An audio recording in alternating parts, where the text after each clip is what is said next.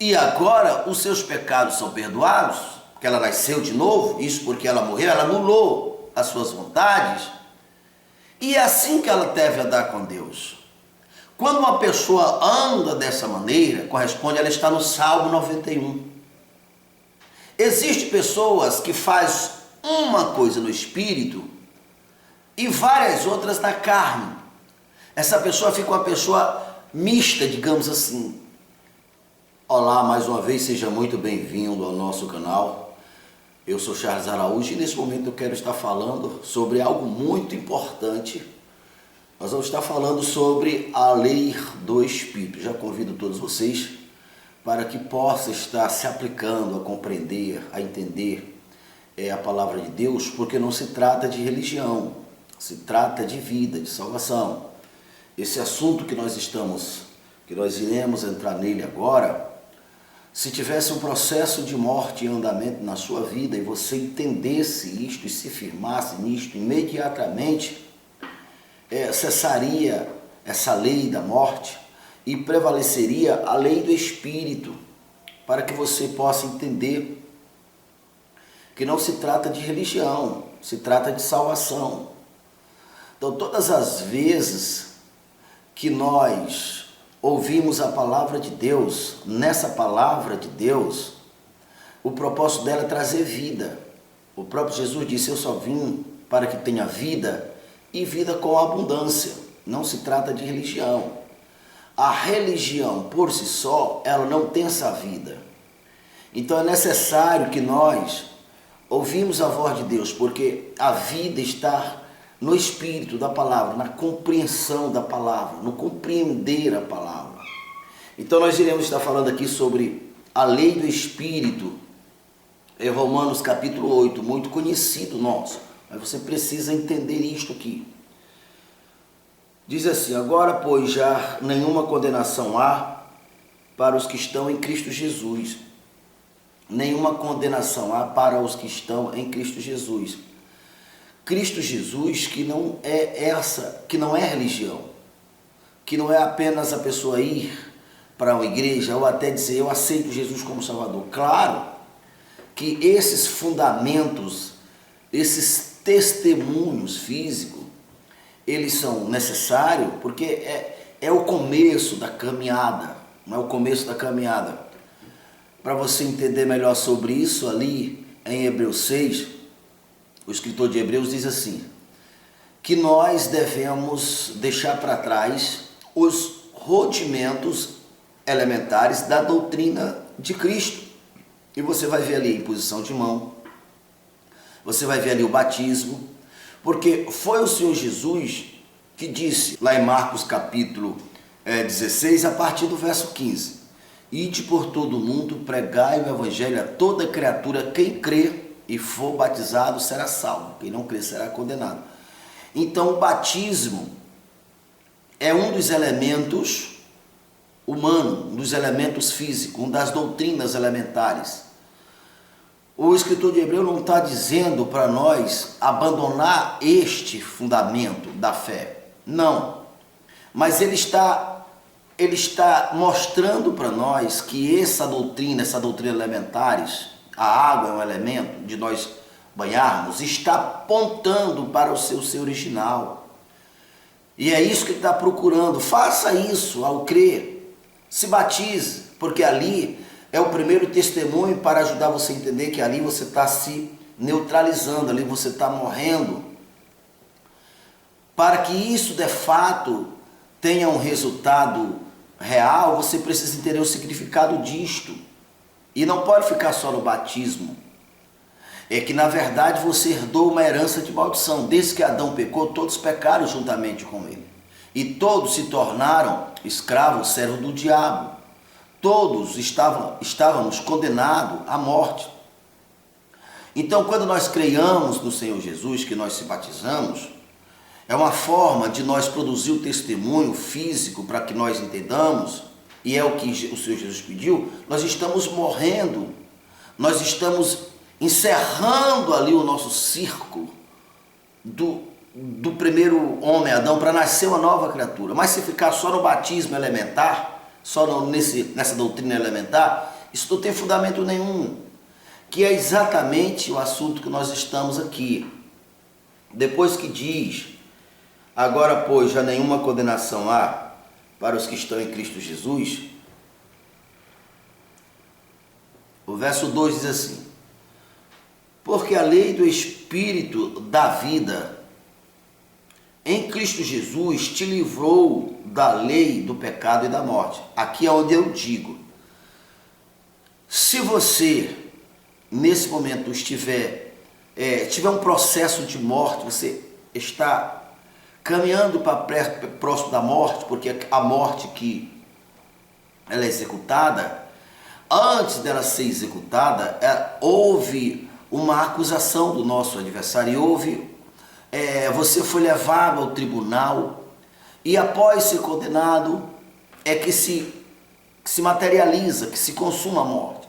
Se você entender essa palavra agora e se firmar nela, com o coração se crê, com a boca se confessa, esse processo de morte é anulado.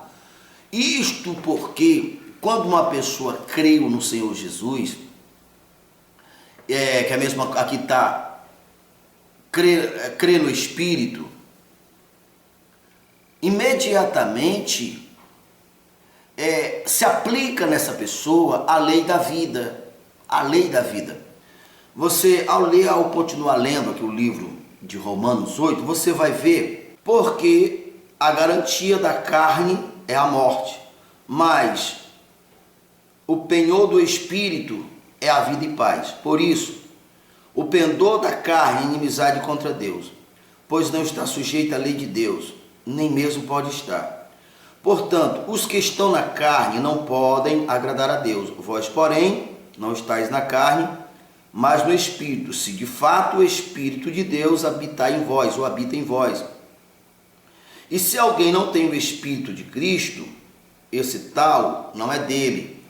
Então, andar no Espírito não é andar orando, não é andar falando em línguas estranhas, não é ser uma pessoa muito religiosa. Os nossos impulsos humanos, vou usar esse termo para ficar mais fácil de nós entendermos. Nós temos ansiedade. Todas as vezes que uma pessoa anda na ansiedade, ainda que faça as coisas certas, ainda que essa pessoa seja uma pessoa de coração reto, ainda que essa pessoa vá fazer uma coisa para Deus, mas se essa pessoa fizer pelo Espírito, pelo impulso da ansiedade, essa pessoa não está andando no Espírito, ela está andando em um dos impulsos do ser natural, aquele ser que o batismo está apontando que aquele ser tem que morrer, é a condição para que alguém nasça de novo, só será possível se essa pessoa primeiro morrer. O próprio Jesus falou isso para Nicodemos, é impossível uma pessoa nascer de novo sem que antes ela tenha morrido. Então, você precisa saber, cada ser humano que aceitar o Senhor Jesus como Salvador, ele precisa saber que aceitou para ser salvo.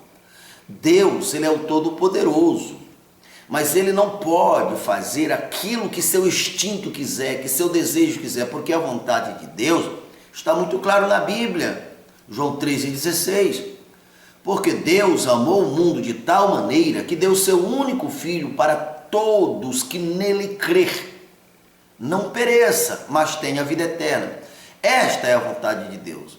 Mas nem por isso você deixa de ver pessoas todos os dias perecendo, agonizando, perdendo sua paz, sua saúde, perdendo sua alegria, suas motivações de viver e perdendo a própria vida.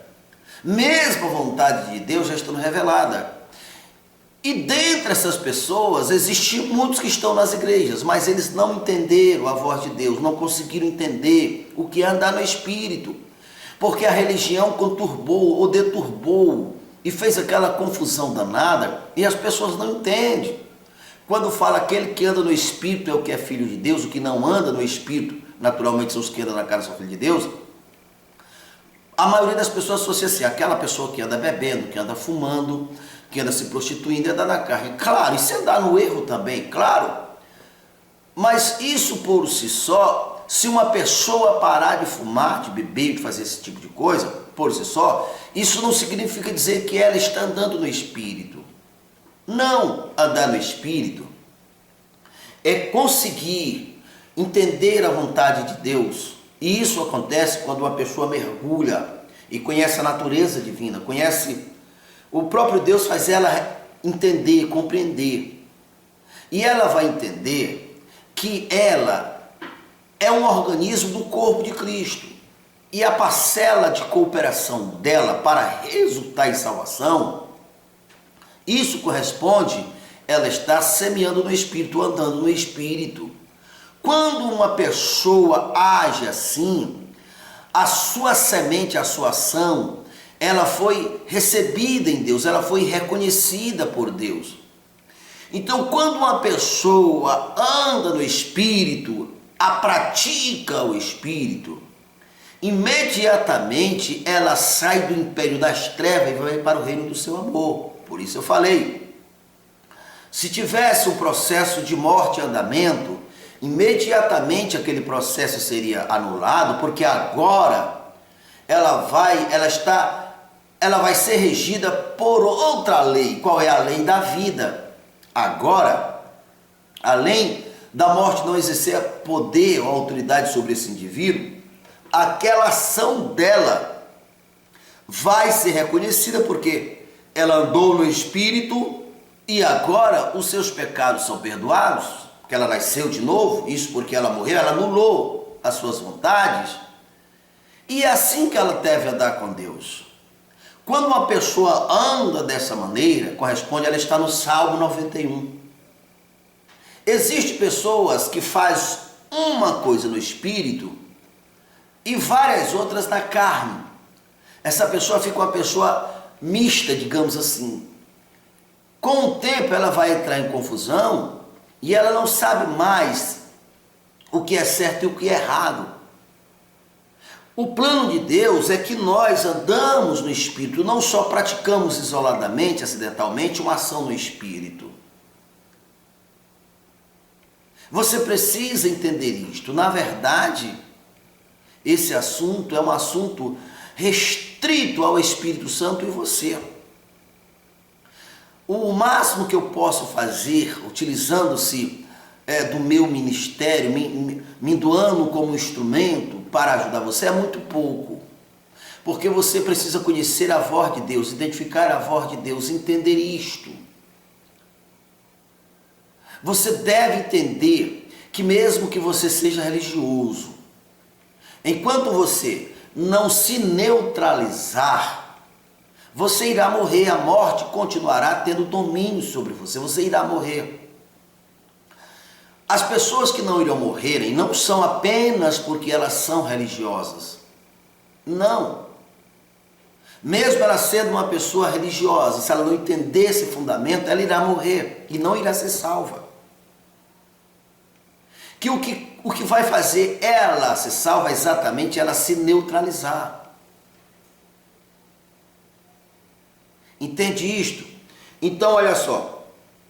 Nenhuma condenação há para os que estão em Cristo Jesus, que não andam segundo a carne, mas segundo o Espírito.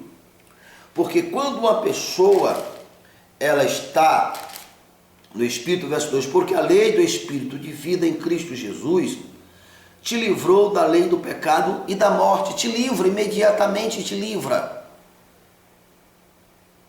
Então você precisa entender isso. Eu falei apenas de um dos nossos impulsos, a ansiedade. Mas a pessoa pode andar pelo medo. Se ela deixa o medo lhe dominar e as suas ações são impulsionadas pelo medo, o autor intelectual do medo é o diabo. Por isso Deus disse, não temas, que eu sou contigo. Mesmo que essa pessoa tenha a intenção boa, mesmo que ela faça alguma coisa boa, mas ela não está andando no Espírito, não, muito pelo contrário. Neste caso ela está andando até no Espírito, mas no Espírito errado, no Espírito da morte.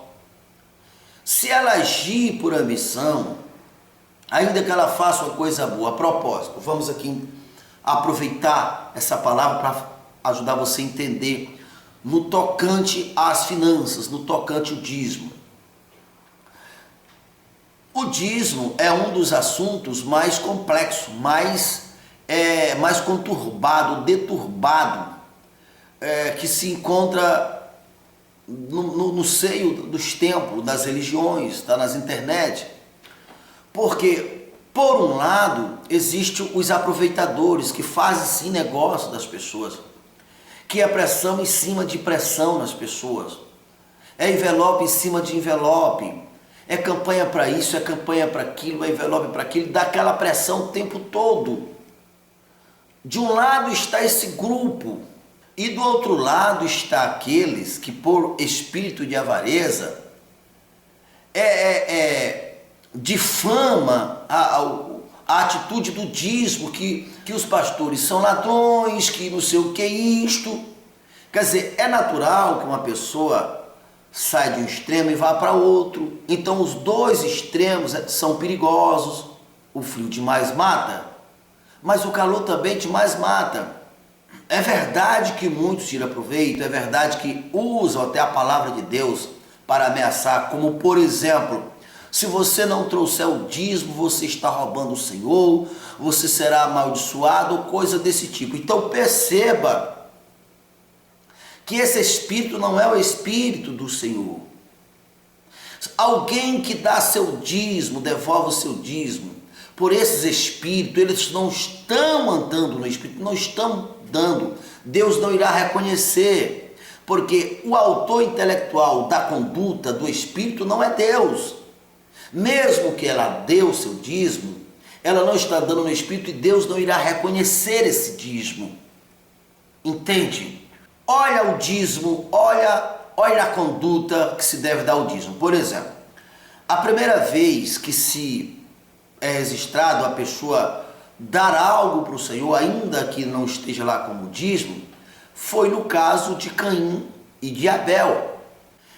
Entenda aqui os segredos por trás da atitude de Abel e o porquê Deus se agradou de Abel. Primeiramente, foi uma ação espontânea.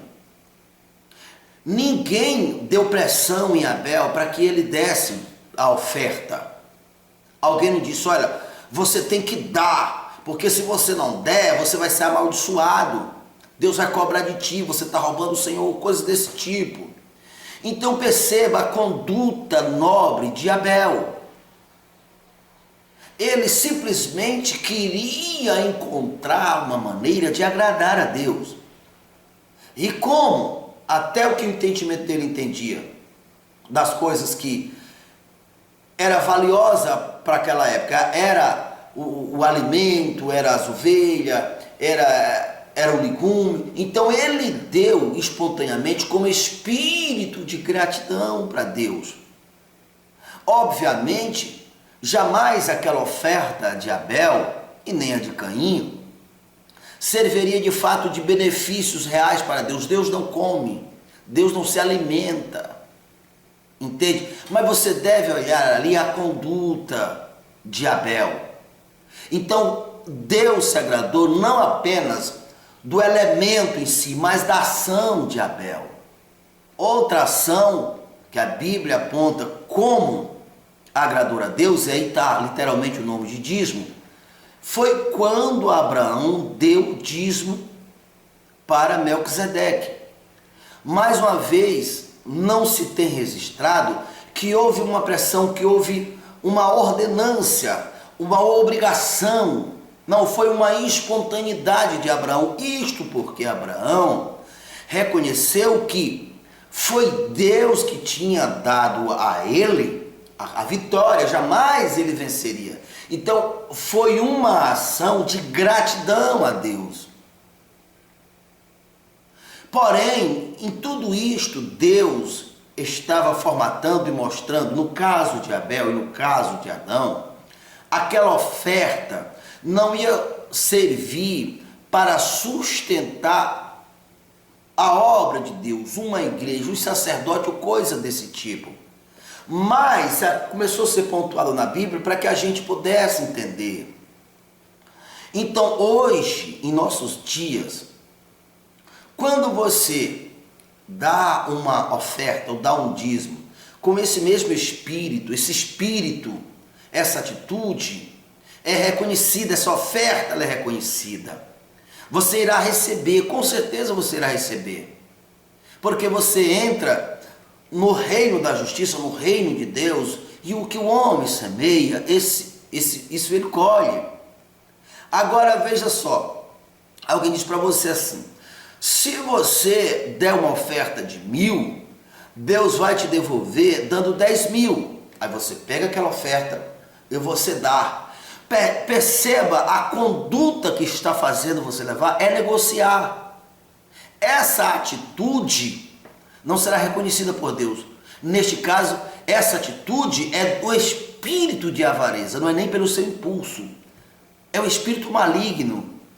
Essa oferta é reprovada por Deus, essa atitude é reprovada por Deus. Entenda isso aqui: os dízimos e as ofertas, que quem decidir dar tem que ser por esse espírito, por essa conduta, não por pressão, não por ameaça, que vai ser amaldiçoado, que está roubando a Deus ou coisa desse tipo. A finalidade dela é proporcionar àqueles que se dedicam a se sustentarem, senão não tinha a menor condição de alguém que é separado para o ministério ser sustentado, porque ele come, ele bebe, ele veste, ele tem que morar, ele tem filho. Se alguém não fizer isto, se alguém não der seu dízimo, se alguém não der suas ofertas, não há possibilidade, ou seja, a pregação do evangelho será prejudicada, com certeza. Mas, por outro lado, tem a realidade dura que muitos desses templos se tornaram locais ou lugar de extorsão, de pressão, de roubalheira, coisa desse tipo. Então você deve dar a César o que é de César. A conduta do dízimo é santa, da oferta, na verdade das finanças. Independe de ser chamado de dízimo, coisas, não, desde que se torne a fonte de sustento. Então, quando você semeia no Espírito, imediatamente se paralisa, se encerra a lei da morte, porque agora você é regido pelo reino de Deus, pelo reino da justiça. Você constituiu Ele, o Deus da vida, como teu Senhor. Aquela atitude não salvará apenas pessoas, mas salvará primeiramente você. É a mesma coisa. Eu no meu ministério, todas as pessoas do mundo inteiro que já aceitaram a Jesus, elas fazem parte do corpo de Cristo. Ela é um organismo do corpo de Cristo. Pode ter certeza, ela tem uma parcela de cooperação. Não existe ninguém que aceite Jesus como Salvador e essa pessoa não se torne ativa, ou seja, ela não vai dar sua parcela de cooperação. E o que é que impede essas pessoas dessa parcela de cooperação? A sua vida cotidiana. Ela foi para a igreja, ela aceitou Jesus, teoricamente, ela se batizou, participou, cumpriu a primeira doutrina elementar, se batizou, mas ela não entendeu isto. Ela continua vivendo a vida dela, fazendo o que ela quer, o que ela gosta, o que ela sente, imbuída as suas atitudes, proveniente do seu medo, das suas ambições, das suas ansiedades. Então essa pessoa, além de não estar servindo aqui, essa pessoa vai adoecer, ela será um testemunho negativo. O diabo vai ter todo o interesse em destruir a vida dessa pessoa para desestimular outras pessoas a querer esse Deus daquela pessoa que não faz nada de bom para ele. Então, no meu caso aqui, eu como sirvo o Senhor no ministério da palavra, eu preciso entender isso, eu preciso ir além das minhas vaidades, das minhas intenções, porque eu sirvo ao Senhor, eu ando no Espírito quando eu tenho a capacidade de neutralizar meus interesses, meus fermentalismos, meus desejos, minhas vontades, e pregar a palavra essa que eu estou pregando para você agora. Ela salva a vida. Repito, se tivesse ou se tiver um processo de morte agora para você, você ouviu, anula-se anula-se essa morte, esse processo de morte. E se começa agora, a lei do Espírito de vida anulou a lei do Espírito de vida, aqui ó, porque a lei do Espírito de vida em Cristo Jesus te livrou da lei do pecado e da morte. Você não irá morrer. Por quê? Porque você praticou a palavra de Deus, porque você andou na palavra de Deus. Isso não é religião. Então você precisa entender isto, andar no Espírito, cada dia, cada atitude tua, cada ação no Espírito, vai fazendo com que a tua vida desabroche mais e mais.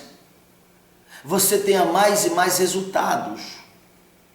Porque quando uma pessoa é regida pela lei do Espírito, tem vida, a vida flui do Senhor Jesus, só veio para que você tivesse vida e vida com abundância.